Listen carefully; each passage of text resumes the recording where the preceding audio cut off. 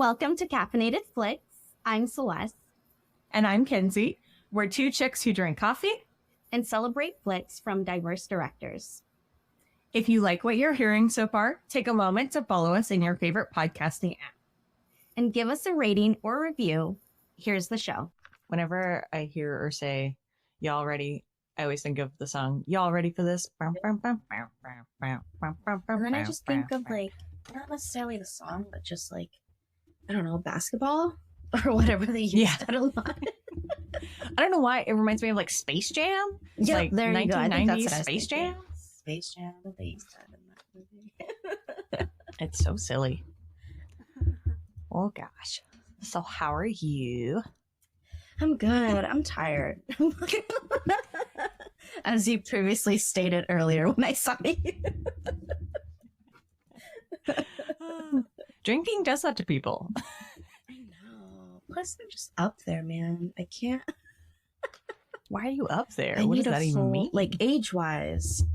I need a you're whole barely up day to there. What are you recover. talking about? Up there's up there. You're silly. Up there is up there. Up there is You're up there. hilarious. Oh my gosh. No matter how far. So up you're there. giving me so much faith for when I turn 30 next year. So much Yeah, faith. but like you can drink, I feel like. Without like you're not a lightweight. I don't think you are. I used to be a stupid lightweight. Like one drink and I was pretty much a goner. So Yeah. Yeah, after one drink, I'm like, oh, I'm feeling it. yeah, the trick is like with alcohol in general is that you have that tipsy feeling and then you want to keep that tipsy feeling, but you don't want to get drunk. But then like as it continues to wear off, if you have another drink, it doesn't have that same effect. And so drinking's a weird concept. It is. My thing is like I eat a lot when I drink. Mm-hmm. So I just keep eating. And so I'm just leveled. I always crave pretzels or French fries whenever I drink. Oh, okay. That's my go-to. It's like I want a big soft pretzel with some mustard, or I want French fries, like a whole basket of French fries or tater tots or something like that. Okay, question for you. Answer. Have you ever heard of if you froth tequila or vodka? I forgot what kind of alcohol it is. If you froth it with a frother, that it takes away the bitterness, like the burning sensation of drinking. No, I've never heard this. So Billy's friend yesterday, not very bright, was like, I saw a video of someone frothing it, and apparently it gets rid of the burning sensation when you drink it. So we're like, okay, let's try it. And then, oh my God, it made it so much worse. It was the most disgusting thing I've ever drank. Wow. It was awful. So if you see that video online, don't believe it. It's a lie. You know what also gets rid of the bitterness? What? Mixers. Yeah. Sugar. Sugar. Makes the medicine go down, you know? Yes. So some fun news, if you will. We are now on YouTube for people to listen to. Yes. Yeah. This came as a direct request from my youngest brother. Even though he has Pandora and other ways to listen to us, he says, the only way I can listen to you is on YouTube. Why are you not on YouTube? I don't get And I was like, all Why is right, that the only I way will you can figure it listen? out. I don't know. But there is a podcast section on YouTube. So There is. I didn't know that. it's a thing. I figured it was for like those people who like video record themselves. Right. Yeah. Well, That makes sense. I've seen like lots of video compilations with just like images and stuff like that, just slideshow through. But yeah, anyway, you can listen to us on YouTube now. Fun. I didn't think that the young crowd were still into YouTube. Like, that was just like for the old folks, aka me. For us who were there when it came out. Yeah. You're so funny. Are you doing anything else today after we're done? I'm gonna go home and crash. Oh, tomorrow I'm making our friendship bracelets for our Taylor Swift concert movie next weekend. So that'll be fun. I'm very much. That'll be so much fun for you. Are they, so you said that they're beaded friendship bracelets. Are they like sparkly? Do they have letters on them? What kind of friendship bracelets? I mean, whatever the kit has. I specifically chose a beginner's kit. So that's what. You're like, I will make whatever the directions tell me to make. Yeah. Whatever that creates is what I'm making. That's awesome. So tonight, in honor of my very good friend Chase, in the case that he hears this, shout out to Chase. It's his birthday tomorrow. So we are going out tonight as part of his birthday celebration. So I'm very excited about that. And I need to make him a cherry pie because every year I make him a pie for his birthday because he doesn't like cake. So I make him a pie and he looks forward to it every year from what I understand. That's amazing. Cherry pie is really underrated. It's delicious.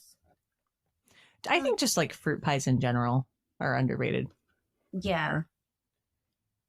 But I think cherry takes the top, personally. Well, if I have any left over, I will give you your own. No, I'm good. Well, that's exciting. Yeah. Yay, happy birthday to him.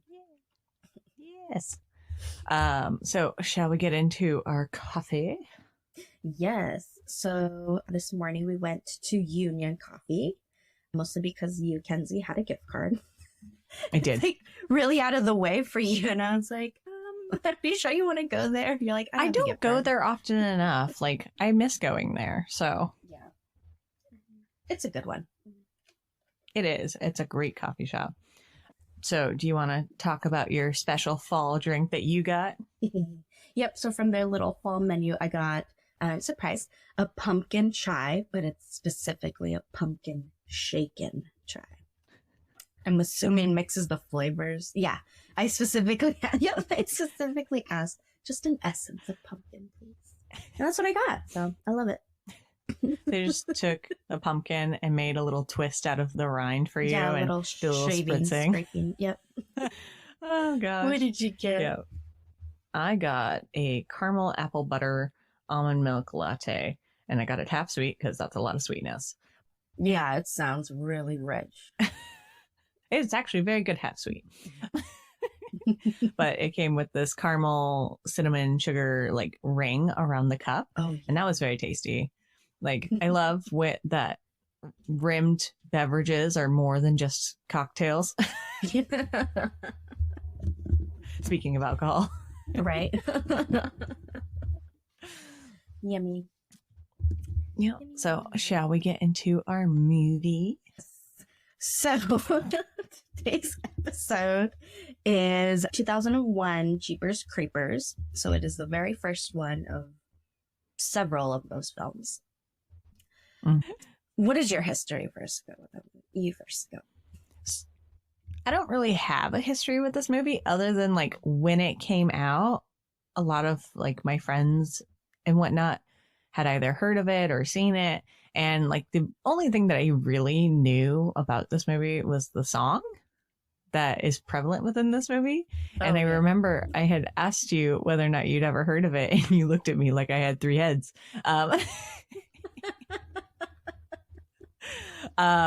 So that was it. But as I mentioned in one of our other episodes, ruined my favorite horror movie podcast. They also did a recap of this movie and loved that episode. Check it out. But also, I have loved Justin Long for as long as I can remember. So I just love seeing him in things other than Tusk. Oh my gosh. My cousin made me watch Tusk, which is the one where he is transformed into a human walrus. And that movie is too much for me. I feel like I've seen images of that, but I've never seen it. Yeah. Oh, it's just terrifying in so many ways. It's like a body horror movie, and I just don't like it. But yeah, what about you? What's your history with this movie? I don't really have a history with the movie either, but I do remember Fear Farm, Kenzie. They have like the Jeepers Creepers like themed one. Oh my gosh. I went to, I don't do scary. I'm not a horror person. I hate anything scary. I hate masks. I have to like give myself a little pep talk, even when going to Disneyland and taking pictures with characters. Like, I hate costumes. But so I did in high school, I did Fear Farm. And it just scared the crap out of me. And I wasn't able to finish the last little maze, which happened to be the Jeepers Creepers one. So I'm very grateful for that.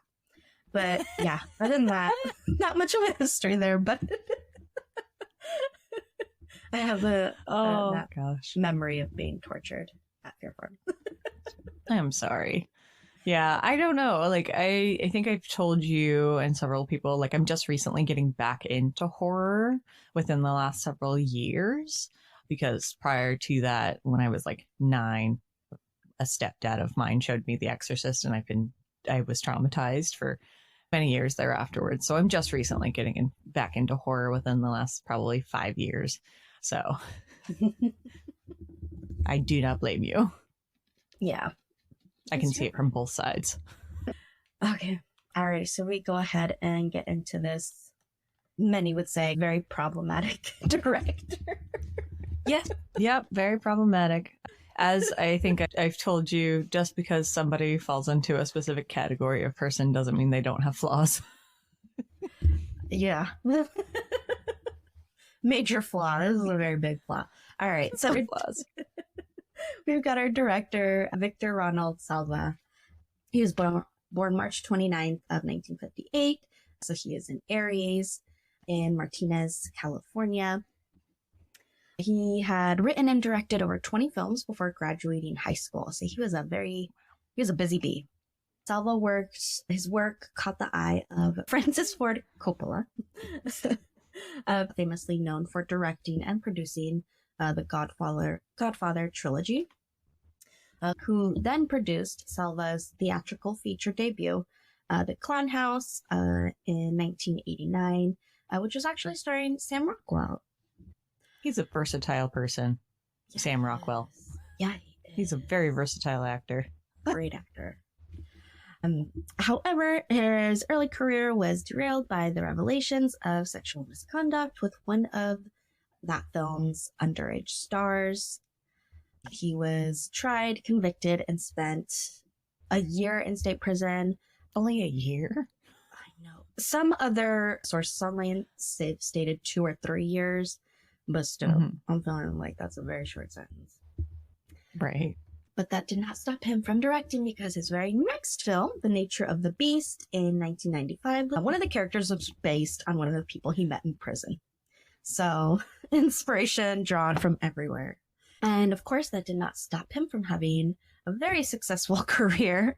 Jeepers Creepers came out in 2001, which was one of the year's breakout hits and set a world record for the largest Labor Day box office in history, only to break his old record again, and setting another Labor Day milestone with Jeepers Creepers 2, 2003. I wonder why he chose Labor Day. I know, huh? Like, for both of them, he's like, we're going to do Labor Day. I don't know. Because, like, long holidays are popular for movie outings for families, maybe. I don't know. But then that's also true. October is, like, maybe there's just too much competition in October. Probably. So, maybe that was the reason. Who knows? Anyways, so that is our Victor Salva. So, getting into the cast, both him and Jonathan Breck play the Creeper.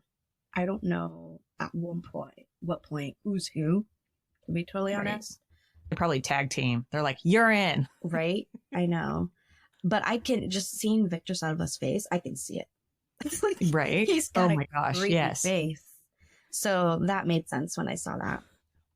There's a lot about this movie that really goes into the psyche of Victor Salva. Yeah. It's very disturbing. So we've got Trish Jenner, played by Gina Phillips, of course, Derry Jenner, your Justin Long. We've got Ray Wise, which I don't remember seeing him in the movie, but it says that he's in this cast. I looked for him everywhere because I love Ray Wise. Mm-hmm. I love Ray Wise. He's in Psych. He's in Reaper. He's in like 1,000 other things. He does a lot of horror thriller movies. Character acting. Yeah. Yeah. Yeah. And like, I was looking at the actual cast of Jeepers Creepers on IMDb, and he's not included in there. So I don't know. It's so weird. He is in the next one, though. Oh, Like, I maybe remember that's him why. in that one. Maybe he was, like, on the walkie. I don't know. Yeah, I don't know why they just slipped him in there. But apparently Victor Salva does work with Ray Wise quite a bit. Oh. His other film, so. Now I need to figure this out. Yeah, I know. We've got Patricia Belter playing Giselle, a psychic. I love her so much. So she's in... Have you ever seen Bones? I've seen Bones, but when it was like aired on TV, so. Okay, gotcha. So she plays a pretty regular character on Bones, and she looked familiar. She's so amazing. Like, she's just an amazing actress, and I love her so much in everything she does. Cannot recommend her enough. Like, see anything and everything with her in it. All right, and then we've got some cops, Brandon Smith, and then John Bashara. And then just a little comment. This was actually Justin Long's first leading role. Which then he, like, exploded. Like, yeah, the first early aughts, like, he was in everything. Yeah, everything. I know. I love the movie. He's just not that into you. And he plays one of the leading characters. Yeah. My favorite movie with Justin Long is Accepted, where they make a fake college. Oh, I think I've heard of it. Yeah. Oh my gosh, you need to watch it. I think it's from 2003, but it's so good. Got it. Alrighty, shall we go ahead and get into the ratings? Yes, please. The 10 out of 10. Best horror movie ever. What I liked about Jeepers Creepers was how it was a drama in a horror movie. You feel like Trish and Derry, and that's why the film is so good. Also, Jeepers Creepers uses a lot of old horror tricks to shock you, but also adds new ideas. The ending is rather strange, but at least it didn't run it like I've seen in so many other movies. The beginning of the movie is chilling, and the second half is an all-out horror, which makes it very watchable. Overall, Jeepers Creepers is probably my favorite film. Wow. Alrighty. Celeste is like, I don't agree, but... I'm like, okay. So, the 1 out of 10, lobotomize the script writer. What a classic Hollywood piece of crap. Teenagers, old crappy car, no logical thinking. Let's put my head in that dark hole instead of getting the hell out of here kind of stuff. Mix this with super demon from hell and a nutty black psychic woman who cannot answer any questions, and you got a given success. Not. The most crappy movie ever, and they are making a sequel. What a surprise. I think they're too harsh on Patricia Belcher. On poor that's Jez. so mean. She's an amazing actress in this. I just have to say, I was so stressed throughout this movie, and it wasn't for the fear factor. It was because, like, how stupid they both were. I know. This entire movie. Like, I know you need stupid people to have a successful horror movie. I was just so frustrated. You know, and we'll probably get into it later too, but they do that thing that they do in Scream where they say, oh, this isn't a horror movie. Yep. So, they do that.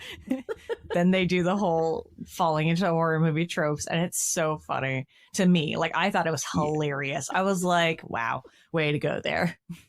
All right, shall we get into the notes? Let us do it. Alrighty, so we've got our lead brother and sister, so Derry and Trish. I have a comment about the name Derry. Like, it is so dumb. That is the dumbest name I've ever heard. But it's short for Darius? Darius, yeah. Yeah. I'm like, why don't you just call him Dare? Like, don't call him Derry. I'm like, what do you... Dairy Air comes to mind right away. Like, I'm very confused. Like, Derry is just a bad name. Don't do that. Alrighty, so we've got Derry and Trish driving back home from college to their parents' home. So they're in like the middle of nowhere. He mentions, I haven't seen another car for like 50 miles. And they're in like this, you know how in Cars there's the character Flo and she's got like the mint and the back wings and stuff like that of the car. Like the car that they're driving is a very similar style of car. And I have no idea what it is because I'm not a car person, unfortunately. But it's a very old car, like a 1950s, 1960s It is like car. a very vintagey car. Yeah. Yeah, I don't know why they chose to ride that long distance. But they did. And it's going to bite them in the ass later. To be fair, there were things out of their control moving forward. But yeah. Yeah, we'll give that to them. So they're playing like a license plate game, which I'm not really sure I love to do personally. Like I love to read customized license plates and figure out what they're saying. I think I love the most, like while they're doing this, there's one that looks like gay forever or gay fever, what was something like that. Yeah, gay fever. Yeah. And then Trish is like, that's a 6. It's not a G. It's sexy forever. Yeah. And then they pull up next to them and there are a couple of older individuals who are riding in like an RV or something like that. Yeah. So they pass up this old couple in the RV. And did you notice, I did not see like a turn, like a straight all that whole time. And then all of a sudden the RV just turns into like grass. And then I didn't notice that. I did. And I thought it was sketch. And at first I'm like, are these old people in on it? Like, do they know that the creeper is behind them? Because then we see a freaking old rustic ass truck. This thing is rusty as all get out. It looks like the metal should be falling off of it. Yeah. And somehow that thing's not only going, but is like going like 100 miles per hour and is on their ass. Also has a horn that sounds like a train's air horn. Like that thing is so obnoxious and loud. Well, and then they're driving super like sway back and forth, trying to get them like, I don't even know what they were trying to get him to do because it's like you're on a stretch of road where you can just pass somebody. Like, I don't know why you had to be a dick about it. Well, because he was a demon, so well, it was in his nature. So can't help that part. But so starts tailgating the crap out of them, and then just passes them by and just keeps on going. So they're like, "What the fuck?" And they read that license plate, which happens to read "Be eating you, beating you." That's what they think. Yeah, they think it's beating you. They think it's beating you. So then Trish starts remembering about an old story about someone named Kenny and Darla who went missing on the same exact highway. Derry mentions that they never found Kenny or Darla's head. So that'll come back later. They end up driving past the truck at like this abandoned house or something. Like it's an abandoned structure, but we come to find out later it's a church. Yeah, so it's like this again in the middle of nowhere, and then right on the side of the road there happens to be like this abandoned place that has, I don't know. They see the creeper, which he's dressed like a normal man, so it looks just like a man that appears to be dumping bodies, wrapped bodies and sheets down a well of some sort, or I don't know, some sort of tunnel. So the creeper sees them, starts following them in this truck again, but this time rams their vehicle over and over from behind. Derry decides to drive off the side of the road and just stop, and the creeper just drives off again. What I can't figure out is why they were like, oh, we're going to intensely stare at this person potentially dumping bodies, but continue to stay at the same rate of pace and not book it the fuck out of there. Right? I'm going to stare at them, let them know that I see what they are doing. Right. So they're stopped there. So they just sit there, which I feel like is another stupid idea. Right? And that's when Derry decides that they should go back in case that there is someone who needs help there. First of all, if I see what looks like bodies being dumped, my first thought is not, oh, they might be alive. Right. They're probably dead. Like, they're just, clearly he was disposing of bodies. Like, there's nothing I can do. It was just very stupid. I'm not a mage. I can't give them a healing potion. I can't bring them back to life. I can't give them 5 hearts. Like, so Trish is the only one that's like, that's stupid. Let's get the F out of here. And then he's like, what if that was you? And she was like, oh. And she had that little doughy look on her face. So they decide to go back. So I have a comment, and this is probably going to be mean. That's okay. Was it just me, or did the actress who plays Trish, were her eyes like super narrow on her face? I think they were. Okay. I feel like they were really narrow, but also I feel like it gave her like an innocent, like damsel-y look, if that makes sense. Yeah. So, well, and then throughout the whole movie, she's brooding, if you will, because I think like a boyfriend broke up with her or something like that. And they're going back home for fall break, and they're driving through Florida. And what's weird is it doesn't look like Florida. Like, it does what not you would expect Florida to look like. There's no water anywhere. No. So yeah, as you mentioned, turns out to be an old abandoned church. And Derry walks over to, you know, that tunnel, like a rusty pipe tunnely kind of thing. Yeah, it looks like a sewer drain. Like, you know how like in movies when people crawl like through the sewers, angle, and yeah, it's like upwards at like a 45-degree angle. Yeah, so it doesn't look like a very functional sewer drain. So Derry's calling down the sewer drain, see if anybody is there. They can't see anything. And right as it seems like they're about to leave, he hears someone's voice down there. So he thinks it's a good idea to hang in this diagonally sewer drain, and Trish holds his legs. Turns out there's rats down there. Okay, I don't understand why he freaked out the way he did. I get it. Rodents are gross and scary, but his whole body was shaking like bacon. Like, it was flapping everywhere. He's like, rats! Shaking his legs like crazy. So naturally, Trish drops him. And then he blames her for dropping him. Right. Of course he does.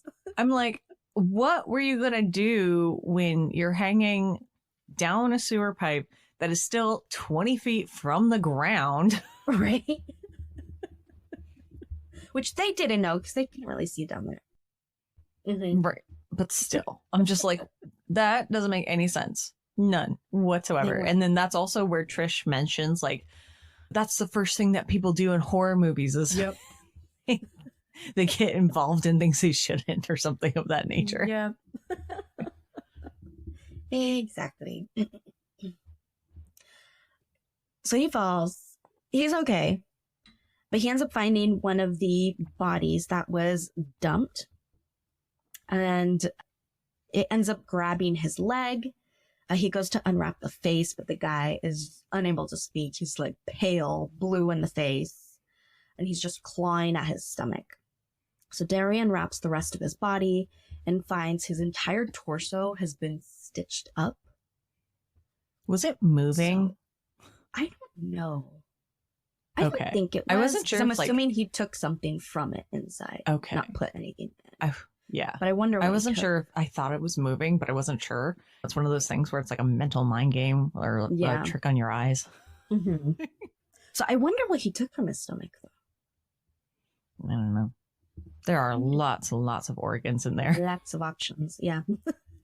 So he goes over, he yells to Trish to keep a lookout and flag anyone down so that way they can call the cops while he tries to find a way out. And Derry's trying to find a way out. He finds what looks like a torture dungeon. There's all sorts of like tools and I don't know what going on. It all looks very sketch and very scary.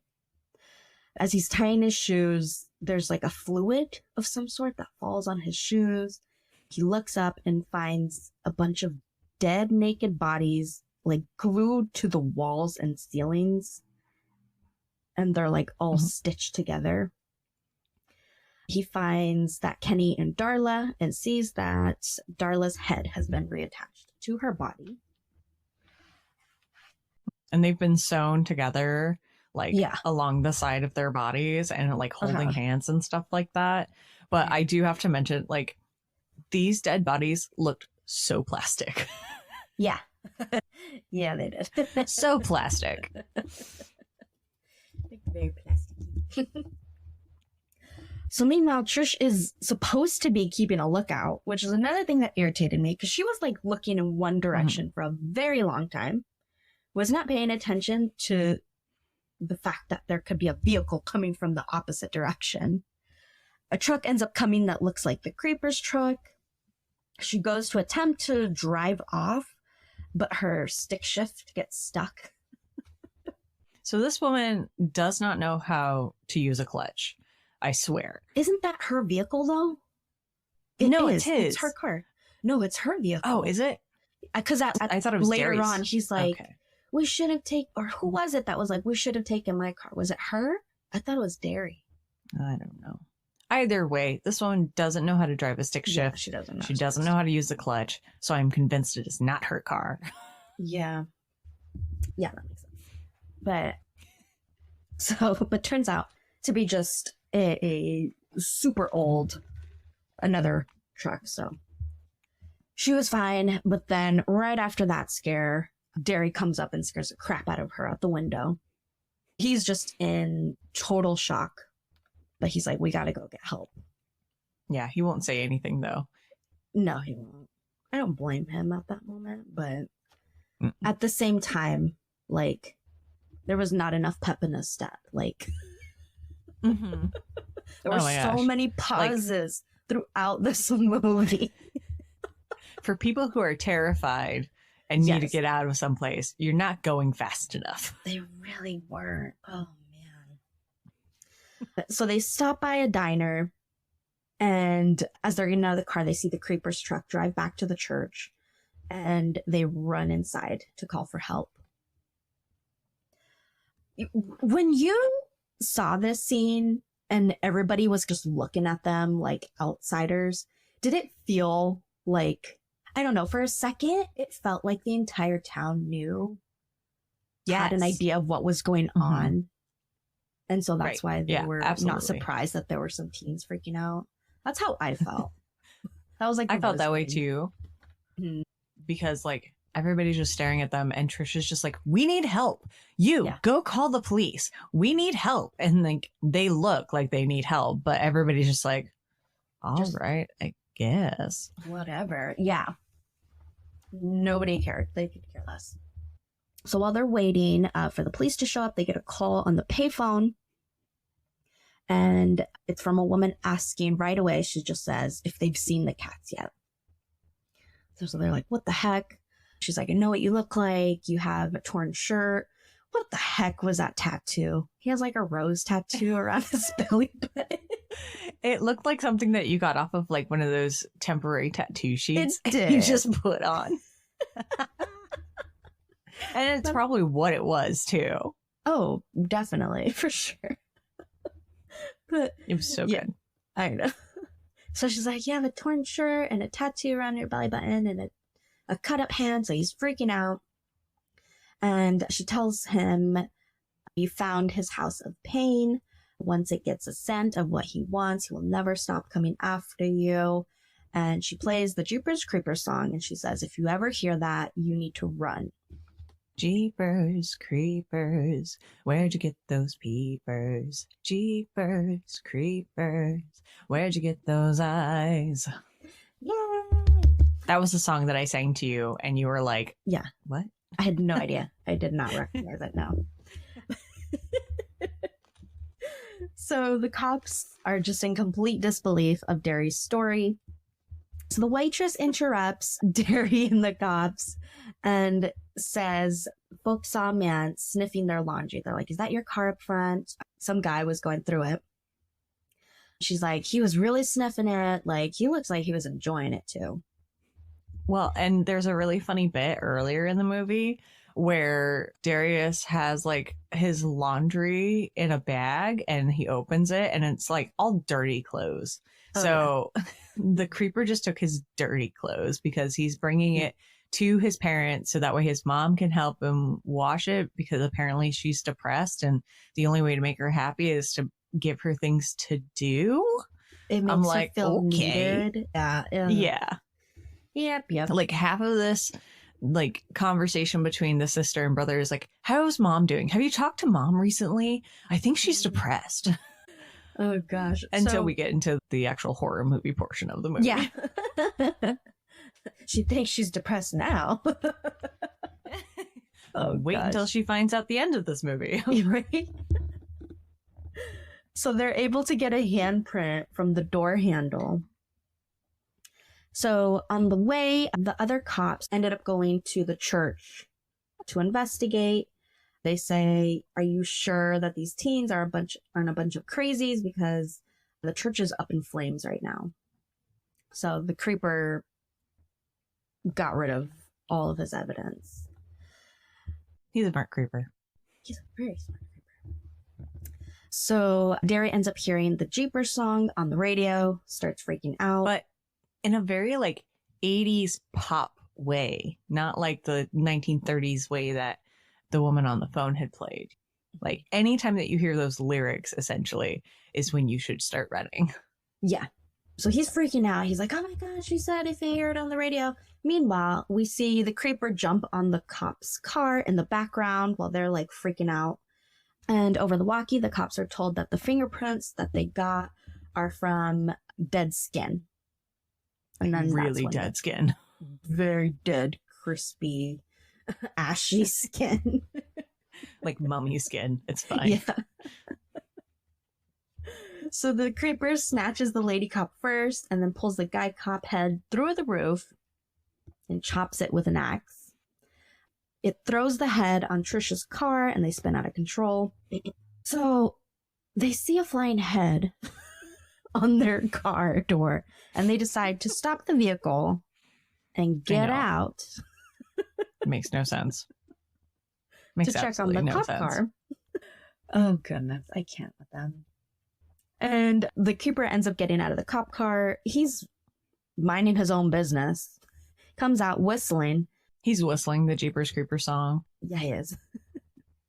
He picks up the cop's head and takes a big whiff of it. And then begins eating its tongue. It looked like he was making out with it for so long. At first it did, yeah. It looked like he was making so out weird with and it. creepy. Very creepy, but then we see it bite its tongue and start eating it. And then pull it like Laffy Taffy. Yeah. And then, of course, Trish and Derry are just watching. They're just watching all of this go down. It took them a very hot minute before they were like, hey, we should go. And of course, again, they have issues with their clutch. Why is Trish driving? She can't drive. I don't know. She can't drive this car. I don't know why she's driving. She can't. Like every single time she goes to start the car, she's moving the stick, but it's getting stuck in the clutch, and then it's just grinding the clutch down. And I'm just like, girl, Can you drive? you should know by now. Can you drive the clutch? No. Okay. But I cannot either. No. my dad tried. My dad put in a valiant effort to try and teach me. One day, maybe I'll figure it out, but I don't really know. hard. As we continue towards the future, it's seeming more and more obsolete. So Yeah. So Trisha's speeding away, finally, as she should. And they come across a house. Again, there's like random houses in the middle of nowhere. And she decides to stop to borrow a phone. Derry's like, I don't want to stop here. She's like, there's not going to be, another phone for miles and miles. So they I don't stop know what there. a phone's gonna do you. Right. Like, if the cops couldn't help you, what is a phone going to do? You know what I mean? The best strategy is to get out of Dodge. Like, yes. Just seriously. get the F out of there. That should have been Right. their goal or main priority. She's the only one who was smart enough, though, to like be speeding as fast as humanly possible. And then Derry was like, slow down, you're going to kill us. And then she just stops. And then she stopped being smart. So, Oh, right. He's like, I didn't say stop. I just said slow down. I don't know what they were thinking. They weren't thinking that. So, and where she happened to stop because she got an attitude, happened to be right in front of this house. So that is when we meet the crazy cat lady. mm-hmm. So she's very skeptical of them, but just as, what did she say though? Well, Derry says someone died. Yeah. And then she's like, who died? And then he's like, oh, the cop's back there. And she's like, oh, okay. Well, I thought it was one of my babies. One of my babies. And then Justin Long's character, Derry, asks, well, how many babies do you have? And she's like, I got several. And that was it. But we see like 20 cats just in this enclosed porch. And it's so funny. Yeah. And so they're like, we have to call the cops. And she's like, what did she say? She was like, she mentioned something like, oh, don't bring them around here because they're always trying to tell me how many cats I should have. Right. They're bringing their zoning in here, trying to take away my cats. Like, you can use the phone. Right. Just don't tell them that it's here. Just give them a different address. So as soon as like she says she's going to allow them to use the phone, the power is cut. And it's like all the wind stops. Like the windmill stops. All that just like comes to a complete halt. And then the cat lady's like, are you sure you didn't bring anybody else with you? They look at the scarecrow. She's like, that's not my scarecrow. And it's the creeper. And it was a very creepy scarecrow to begin with. Yeah. Scarecrows in general that's what they're designed for, right? It's meant to be scary. Yeah. So they're just supposed to be there to scare off birds, but they don't necessarily have to be like the creepiest shit you've ever seen. Sure. Like, birds don't know the difference between a very creepy scarecrow and a non-creepy scarecrow. Cute one. Yeah. Yeah. She comes out with a shotgun. What did you bring to my house? She shoots it and it just like flies up. Mm-hmm. We hear him like bust into the house. The lady goes to go inside, but Derry's like trying to stop her. He's like, don't go in. She goes in anyway. And they stay there again. They hear like 3 shotgun blasts. Yeah. Multiple shotgun blasts. They're still there. They're like, hello? These people don't know how to run. They don't know how to get out of Dodge. Like, their fight or flight is not, it ain't working. They're stuck in freeze. Yep. Oh gosh. So we see that the creeper shot her in the stomach and is like hanging her body on the gun. They see that. And that's when they're like, okay, maybe we should go now.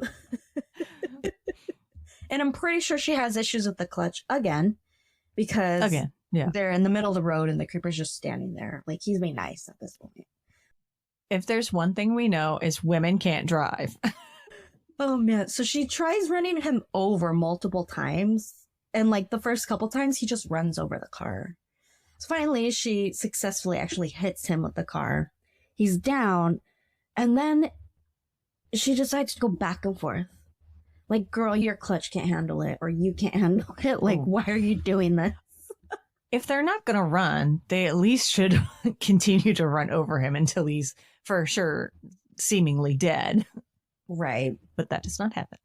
That does not happen, because they see that he's got wings. He's got a wing that's, like, flapping. And at that point, they're like, okay, we need to get the F out of here. Well, and what was really funny about the wing thing, it looked like, so they had run him over and we see close-ups of different sections of the creeper's body that have been like smashed to pieces. And then we start to see the body move a little bit as if it's going to like open up like a chrysalis and become like a butterfly, like a creeper butterfly. And that's when we see the wing come out and it's trying to flap around, but it's stuck. I can't flip away. It's so funny. Oh goodness, this movie. So they end up making it to Poho County Sheriff's Station. And a woman named Giselle just comes busting in to warn them. Well, that's when we meet your favorite character, Kenzie. Or not She's your favorite wonderful. character, I but love she's Patricia. I think she's my favorite character in this movie. Is she? Yeah. Oh, Yes. yeah. Out of She's all my of favorite. them, She's the best character For sure. in this whole movie. she is. She lets them know that every 23rd of spring, it gets to eat for 23 days. I don't get it, but Right. The That's what it 23rd is. of spring doesn't make any sense. what does that mean? Like, what month is that? Is that April? I'm guessing? Exactly. I don't know. Is this like the 23rd of a month? Is this like the day that spring happens and then 23 days after that? Like, Yeah. what is the I wonder how 23rd they of came spring? out with, yeah. How did they come up with that time frame? And what is the significance of 23? You know? I don't know. Who knows? Like, it's not a calendar significant number. I don't know. She lets him know that it needs fear in order to sniff out what it wants. And then we see the creeper pulls up in his truck and he comes out limping. Like he is beaten up. This like you almost feel bad for him. That's how effed up he is. And then so we see him walk behind, it looks like the building, and all of a sudden the lights go out. The station goes into lockdown. And while one of the sheriffs are doing a head count, it finds in the last cell, the creeper is eating one of the cellmates. Like he's counting all the heads, and then in one cell, there's like two guys pinned up against the wall, and they're just like... You've seen Lilo and Stitch, right? Yes. Okay, so it reminds me of when Lilo goes to the dog shelter to come find a dog, and all the dogs are on top of the fence lines because they're scared of Stitch. Yeah. That's what that scene reminded me of. Who knows? Maybe he got inspiration. Oh no, this is before Lilo and Stitch then. Who knows? I think so, yeah. Maybe. Did you feel like it was like a really large amount of police that showed up? So many. Like for how small This is that police station a was? very small county in Yes. general, And there must have been like 50. Like, at least. just, man, they were there stacked. It's like they called in all of the police from all the other counties, and Right. they learned how to teleport. like, Well, and what's even weirder is like the station was on lockdown. So it's not like anybody was coming into the station. So those Who the people were heck? already there. where did they fit? This is like a Yeah. police clown car. Like, Police clown car. so there's a group of police that found the creeper downstairs, and over the walkie, they're trying to explain to the other group of cops what's going on. So they're doing their best. One of the cops was like, "Put me in a straitjacket. Like, you ain't gonna believe this."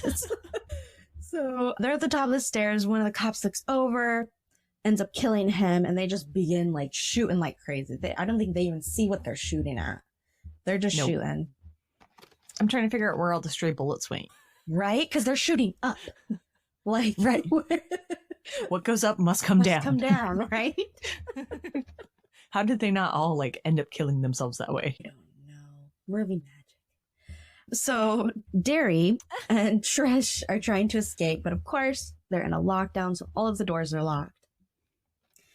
And they realize that she thinks she knows how one of them is going to die. Like they realize things aren't going to end well for them, or at least one of them. While they're talking, the creeper comes crawling on the side of the road. I don't know what happened to its legs, but he's literally the crawling on the wall? side of the road. It's coming. Jez tells them to run while she stays behind. She just kneels down, begins to pray. She's just hoping for the best. The creeper comes up from behind her and takes just a big sniff of her and just moves on. Pushes her aside. He's like, "No, don't want you." Not my type. Yeah. They run into a room. It looks like it's an interrogation room because it has the two-way mirror. So Derry is trying to escape, right? He's trying to climb out the window. And Trish just goes up to the two-way mirror and starts staring at it. So on the other side, There's we see that the nothing creepers good on the other side of a what two-way could come mirror. of that, right? Like, what good? There's nothing good there. Exactly. Never trust those two-way mirrors. You never know who's looking at you. If there's anything I've learned from Phantom of the Opera, you never know what's happening on the other side. Oh, no. So we see the creepers on the other side. He's sniffing, and then he just begins licking the mirror. And so then we see, while he's doing that, we can't hear them, but we see Derry grab Trish. They're just like pulling at each other. They're tugging at each other. I'm not sure what's happening. I think he's trying to convince her to go. Right? Yeah. Like, he's probably like, what the fuck are you doing? Like, let's go. And she's just like, I don't know. Not sure what was going on there. It's like they take turns having a good idea. I know. Like, they both can't be having a good idea and work through a plan together. One of them has to be working towards a plan. The other one has to be holding them back. I don't know. Anyways, but the creeper comes busting in through the glass. And he grabs both of them by the neck, sniffs them both, and then throws Trish aside. So what I don't understand about the creeper is it needs to eat. And we saw it eating a cellmate not too long ago. And we've seen it eat part of a cop's tongue. So like, what is it that makes it choose when to eat and when not to eat? But now that I say all of this, I think the creeper might be gay. Because it looks like he's only attacking men. Oh. Does that make him gay, though, if he's just eating their parts? Oh, yeah. Yeah, because now that I think about it, we've only seen him eat actual guys. He's only interested in the men. He's only, like, he sniffs them and he's like, you seem like a tasty snack. Oh. True. Okay. Gay icon, Jeepers Creepers. Yeah. Oh, no. So another large group of cops come in. This time they have gear. They're like fully... Yeah. They've like where they got the tactical time for gear. that? I don't know. Anyways, come in with guns. And the creeper is now holding Derry as hostage. With like... It ends up screeching and like these claw-like tentacles come out of his head. I'm not really sure what the reason is for that, but I don't know. He's continuing to transform. Who knows? Yeah. He's what is the word? Like I mentioned that he was a butterfly coming out of a chrysalis earlier, and he's just continuing to evolve. It's like a Pokemon. He's reaching that next stage of evolution. Trish asks the creeper to take her instead. She's like, I'm stronger than him. You want my parts. For a second, it looks like he's considering it. Right. So, this knows? lasts for so long because it's like 2 minutes of her just yelling at the creeper, take me, take me. And then Derry, don't be a hero. Yeah. This was a very long scene. But what I don't understand is like, why are the cops not shooting? Like, if there was a monster. Derry is who cares? In the way. There's a monster. There's this demon-like being that nobody's ever encountered. I would be okay with a casualty. You know what I mean? Like, you're like, sorry, Derry, you are being sacrificed to the gods. Yes. And on top of that, at one point the creeper like flaps his wings out. Why aren't they shooting at his wings? There's a clear shot. Like Derry was not everywhere. Like there were so many opportunities, but they do nothing. So the creeper flies out the window with Derry.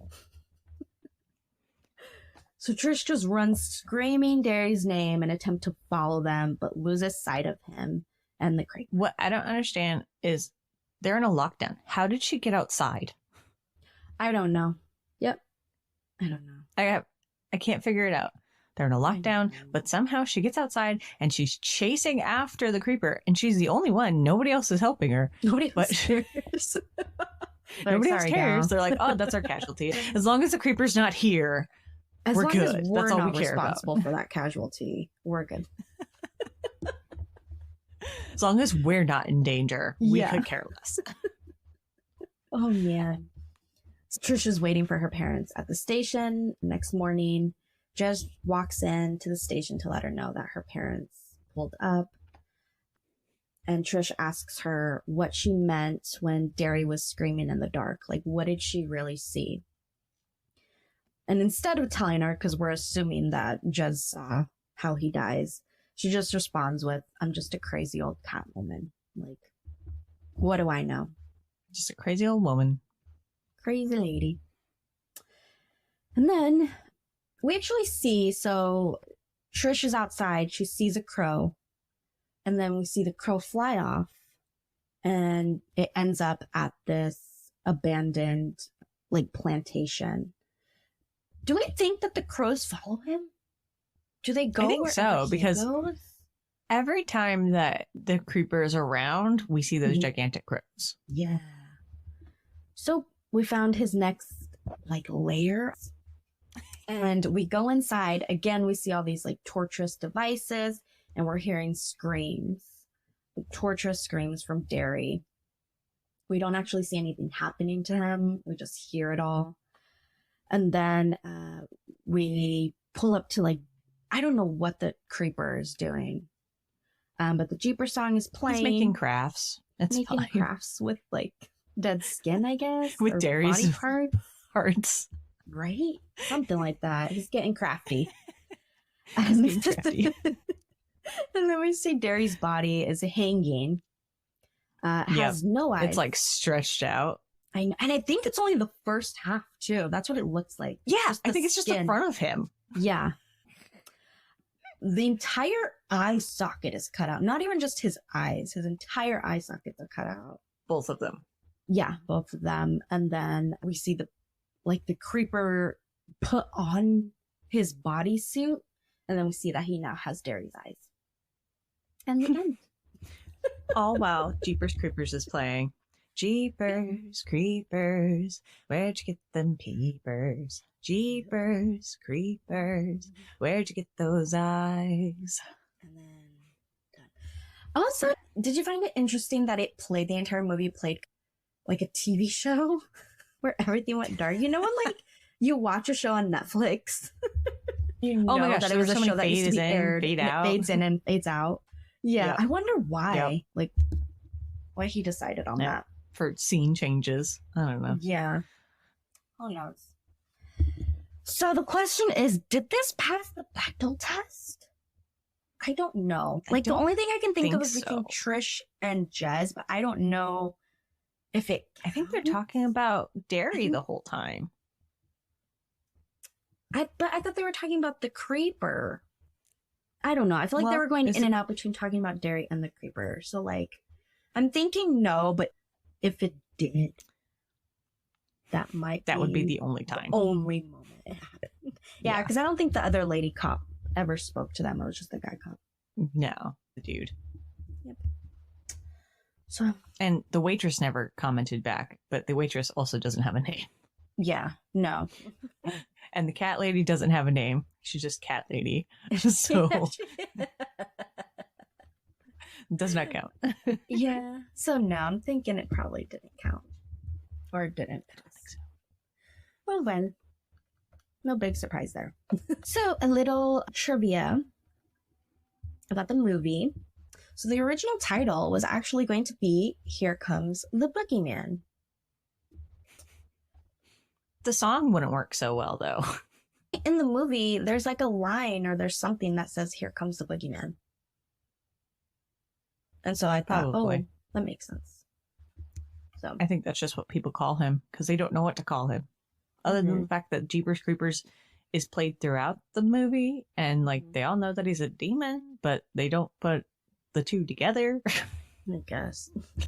So when Victor Salva arrived in Florida, he discovered that $1 million worth of his financing had fallen through, and he was forced to cut some 20 pages of script from the end of the film.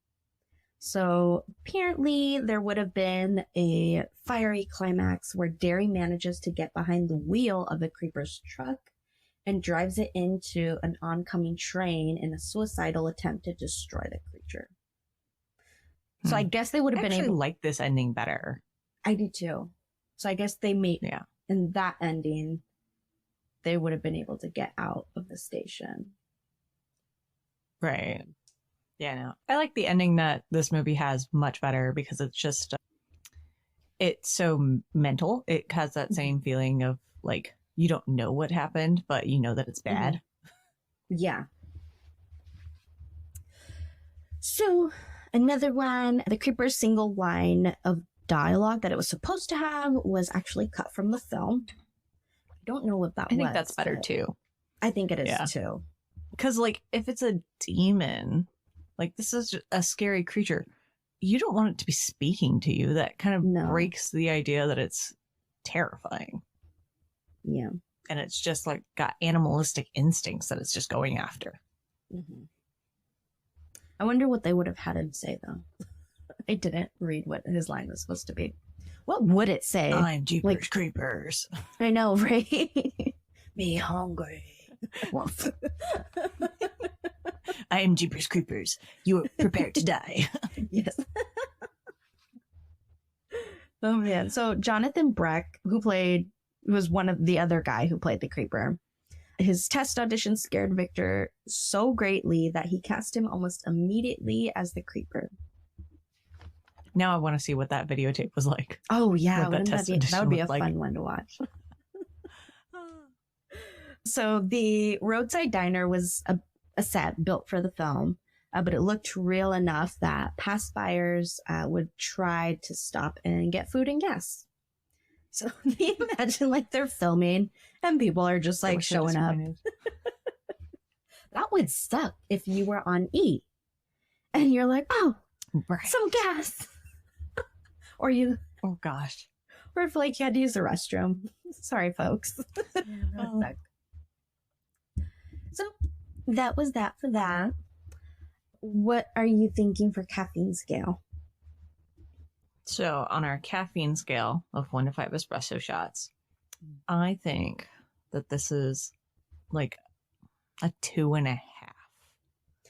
Like I laughed a lot during this, like because so many of the decisions were just stupid and hilarious.